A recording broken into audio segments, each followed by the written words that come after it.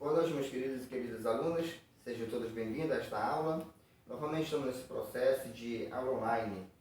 Infelizmente, isso não podemos ter aquele primeiro contato presencial, mas espero que logo possamos estar juntos em sala de aula. Vamos dar continuidade a esse comportamento humano. Nas aulas passadas nós vimos sobre como é se dar esse comportamento humano, o que é o ser humano, certo? Então agora vamos ver esse comportamento humano dentro de um processo, dentro de umas situações que vai ser a situação de conflito. Os conflitos existem desde o início da humanidade. Eles fazem parte do nosso processo de evolução como seres humanos e são necessários para o desenvolvimento e crescimento de qualquer sistema, família, social e político. Ou seja, ele tem muita importância para esse desenvolvimento dentro desse sistema. Até pouco tempo, a ausência de conflito era encarada como uma expressão de bom ambiente, ou seja, não tem conflito, então estamos todos felizes, estamos todos contentes, podemos viver felizes para sempre. Mas não é bem assim. Tem que ver que muitas das vezes aquela instituição está com ausência de conflito, mas ela não está indo bem. Vamos ver por quê. Então vamos ver a visão positiva do conflito. Se ele faz bem para um grupo, uma instituição, então, mas como é que ele faz bem? O que é que leva ele a fazer bem? Então, os conflitos não são necessariamente negativos. A maneira como lidamos com ele é que vão gerar algumas reações. Então, a maneira como vamos lidar com este conflito é que vão gerar algumas reações. A maneira como a gente vai trabalhar esse conflito é que ele pode ser percebido de forma negativa. Em alguns momentos, em determinado nível, o conflito pode ser considerado necessário se não quiser entrar no processo de estagnação. Ou seja, qual a importância do conflito? Quando não há o conflito, aquele grupo, aquela instituição, ela pode entrar no processo de estagnação, que a estagnação é ficar parado, não cresce, não se desenvolve. Lembra quando nós falávamos do ser humano? O ser humano não é um ser estagnado. Ele é o ser que está no processo, ele está num contínuo processo de transformação. Se o ser humano está no processo de transformação, então as instituições, os grupos sociais devem estar nesse processo de estagnação. E quando não há o conflito, a empresa, as instituições, ele entram nesse processo de estagnação. Ficam parados, não crescem. É um processo onde, o que é o conflito? Então, é um processo onde uma das partes envolvidas percebe que a outra parte frustrou ou irá frustrar os seus interesses. Isso quer dizer que no dia a dia vivemos conflitos de diferente maneira. Ou seja, o conflito existe, o conflito está presente nas nossas relações, está presente nas instituições, está presente na família. Quantas vezes as pessoas não atravessaram o nosso caminho, dificultando ou mesmo impedindo o atingimento de nossos objetivos? Então, quantas pessoas já entraram na nossa vida, já nos atrapalharam, já quiseram nos derrubar? Na tua vida, na minha vida, na vida dele. Então, vai existir isso. Assim, o conflito não deve ser visto apenas como um impulsionador de agressões, disputas ou ataque físico, mas como um processo que começa na nossa percepção e termina com a adoção de uma ação adequada. Então, o conflito vai depender da nossa percepção. É que nós falamos sobre percepção, o que é a percepção? Essa forma como eu vou captar, essa forma como eu absorver o entorno. Então, o conflito ele passa por este processo também. Então, as pessoas elas vão querer nos atrapalhar, elas vão querer nos chutar, elas vão querer nos derrubar. Lembra quando eu falava que existe um para nos levantar e 1000 para nos jogar o pé, para nos empurrar, para nos chutar, para nos jogar. Possíveis causas do conflito. Então, vamos ver aqui algumas possíveis causas do conflito. Experiência de frustração de uma ou ambas as partes. Então, quando alguém me frustra, quando eu estou frustrado por alguma situação. Diferenças de personalidade. Quando nós vimos lá, personalidade é uma palavra que vai unir vários conjuntos, várias características do ser humano. Então, quando eu penso diferente, quando eu sinto diferente, então eu já entro nesse processo de conflito com o outro. Então, por isso que é o mais interessante dentro do conjunto, do convívio social. É essa individualidade do sujeito. Quando nós falávamos sobre a identidade, essa individualidade do sujeito vai fazer com que ocorra o conflito dentro de um determinado grupo. Meta diferente, quando a gente tem meta diferente, objetivo diferente, então isso vai gerar conflito, porque eu não vou estar pensando, ele volta novo para a personalidade, não vai estar em consonância com o outro. Diferentes em termos de informações e de percepções. Então, quando eu absorvo as informações diferenciadas de outros, então isso pode gerar conflito, porque eu vou perceber o outro diferente, às vezes não vou perceber o outro como um todo, vou perceber o outro só como uma parte, então me chega só uma visão do outro, e esse pensamento do outro que eu vou gerar, e esse pensamento que eu estou gerando vai gerar um conflito também com relação a este outro. Níveis de conflito. Conflito, como já se viu, frequentemente pode surgir de uma pequena diferença de opiniões. O conflito pode surgir de pequenas opiniões, diferenças de pensamentos, de atitudes, às vezes até de um olhar pode gerar conflitos, podendo se agravar e atingir um nível de hostilidade que chamamos de conflito destrutivo. Então, essa hostilidade que vai ser negativa do conflito.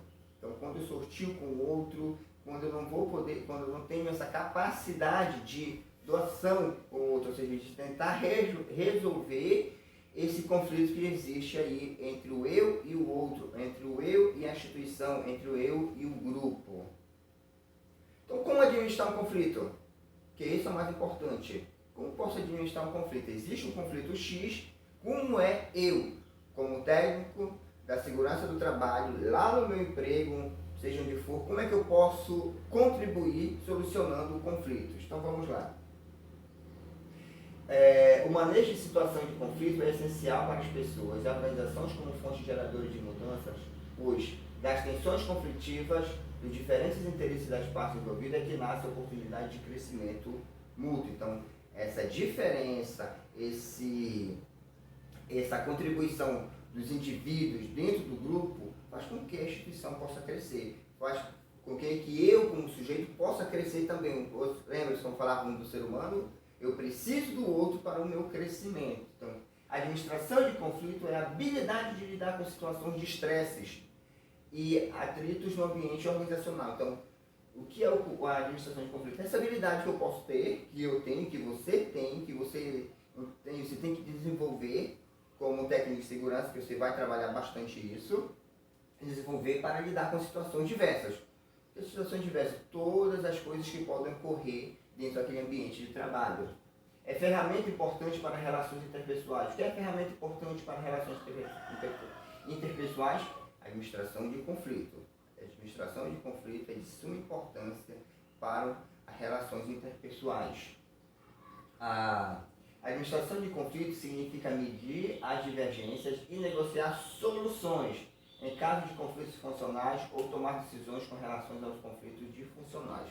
Então, eu vou mediar as situações, eu vou estar ali tentando ajudar, mostrar as visões diferentes que ambos não têm, porque ambos eles perceberam uma parte. Então, você, estando de fora, você tem que perceber o todo. Aí entra de novo o conceito de percepção. Agora vem ver as importâncias dos conceitos anteriores para agora, ok?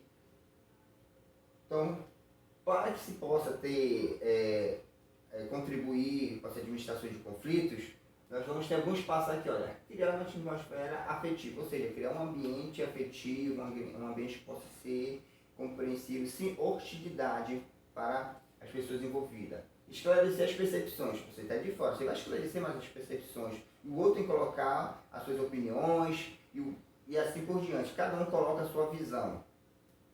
Focalizar necessidades individuais e compartilhar. Então, o que cada um precisa? Qual a necessidade de cada um?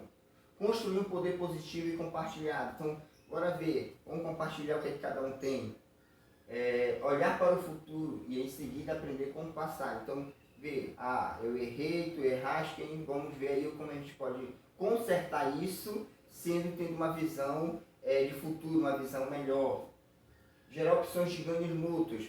Dentro desse conflito, não pode haver alguém perdendo, mas se ambos ganhando. Mas eu errei, então posso perder? Não, tu vai crescer com aquele teu erro também. Então tem que ver tudo de uma forma positiva. Até os nossos erros, eles têm que ter uma forma positiva. Ou seja, a gente ganha com nossos erros. Por quê?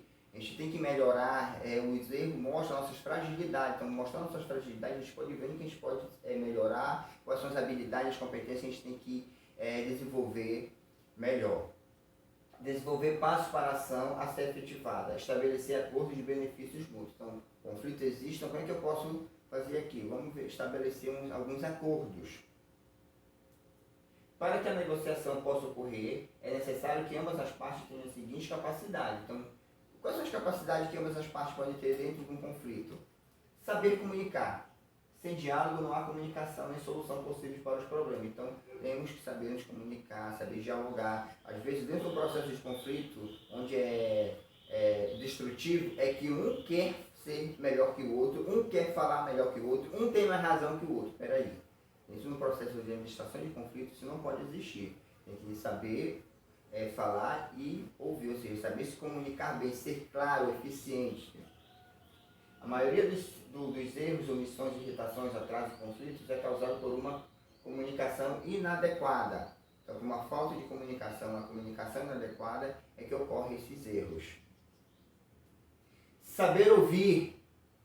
Eu tenho que saber falar, tenho que saber ouvir. Ouvir ativamente, pois metas e intenções não compreendidas levam sempre a uma resolução sem sucesso. Ou seja, às vezes eu ouço só aquilo que eu quero ouvir.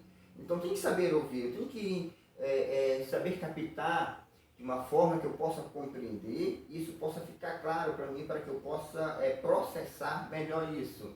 Demonstrar interesse genuíno pela pessoa que fala e pelo assunto. Então tem que conversar, tem que mostrar interesse pela pessoa. Às vezes a pessoa quer conversar contigo, quer tentar resolver, tu te vira, ali tu está presente, mas tua mente está longe, tu nega a possibilidade dessa resolução de conflito. Evitar crítica ou tentar dirigir a conversa para outra situação.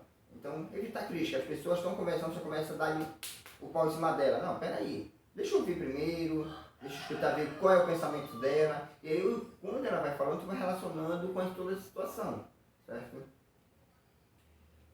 Saber perguntar. Saber perguntar é uma outra faceta do ouvir ativamente, pois quem pergunta conduz a conversa. Então, perguntar e dialogando, questionando, mas por que isso? Por que tu fizeste isso? Então, vai nessa conversa. Quanto ao estilo a ser adotado, é recomendável adotar um estilo que leve à solução do conflito de forma mais pacífica possível. O que vai definir seu atual estilo de administrar os conflitos estão diretamente ligados a duas importantes características. Então, para que esse conflito possa ser resolvido de uma forma adequada, é necessária assertividade e cooperação.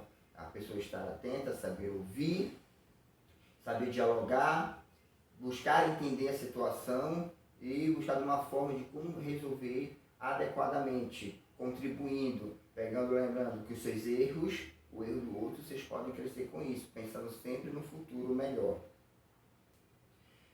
Não devemos esquecer que somos seres com capacidades e habilidade para ouvir e entender melhor nossos semelhantes. Então, nós temos a capacidade de ouvir e entender melhor nossos semelhantes.